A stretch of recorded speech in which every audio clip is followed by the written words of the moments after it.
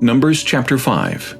And the Lord spoke to Moses, saying, Command the children of Israel that they put out of the camp every leper, everyone who has a discharge, and whoever becomes defiled by a corpse. You shall put out both male and female. You shall put them outside the camp, that they may not defile their camps in the midst of which I dwell. And the children of Israel did so, and put them outside the camp, as the Lord spoke to Moses, so the children of Israel did. Then the Lord spoke to Moses, saying, Speak to the children of Israel.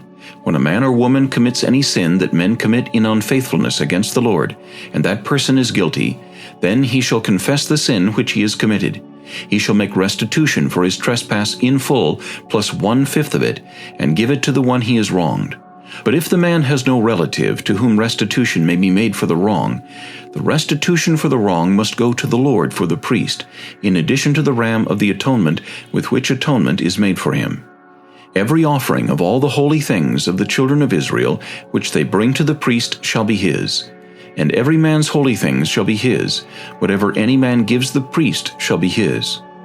And the Lord spoke to Moses, saying, Speak to the children of Israel, and say to them, If any man's wife goes astray and behaves unfaithfully toward him, and a man lies with her carnally, and it is hidden from the eyes of her husband, and it is concealed that she has defiled herself, and there was no witness against her, nor was she caught, if the spirit of jealousy comes upon him, and he becomes jealous of his wife who has defiled herself, or if the spirit of jealousy comes upon him, and he becomes jealous of his wife although she has not defiled herself, then the man shall bring his wife to the priest. He shall bring the offering required for her, 1/10 of an ephah of barley meal. He shall pour no oil on it, and put no frankincense on it, because it is a grain offering of jealousy, an offering for remembering, for bringing iniquity to remembrance.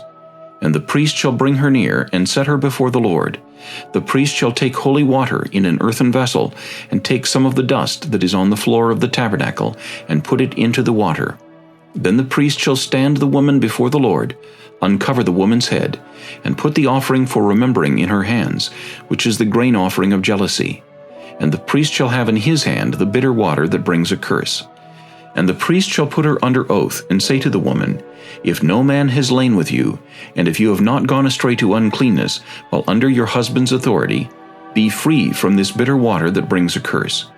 But if you have gone astray while under your husband's authority, and if you have defiled yourself, and some man other than your husband has lain with you, then the priest shall put the woman under the oath of the curse, and he shall say to the woman, The Lord make you a curse and an oath among your people, when the Lord makes your thigh rot and your belly swell.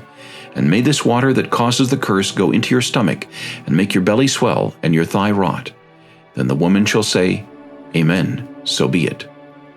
Then the priest shall write these curses in a book, and he shall scrape them off into the bitter water. And he shall make the woman drink the bitter water that brings a curse, and the water that brings the curse shall enter her to become bitter. Then the priest shall take the grain offering of jealousy from the woman's hand, shall wave the offering before the Lord, and bring it to the altar. And the priest shall take a handful of the offering, as its memorial portion, burn it on the altar, and afterward make the woman drink the water. When he has made her drink the water, then it shall be, if she has defiled herself, and behaved unfaithfully toward her husband, that the water that brings a curse will enter her and become bitter, and her belly will swell, her thigh will rot, and the woman will become a curse among her people. But if the woman has not defiled herself, and is clean, then she shall be free, and may conceive children. This is the law of jealousy, when a wife, while under her husband's authority, goes astray and defiles herself, or when the spirit of jealousy comes upon a man, and he becomes jealous of his wife, then he shall stand the woman before the Lord, and the priest shall execute all this law upon her. Then the man shall be free from iniquity, but that woman shall bear her guilt.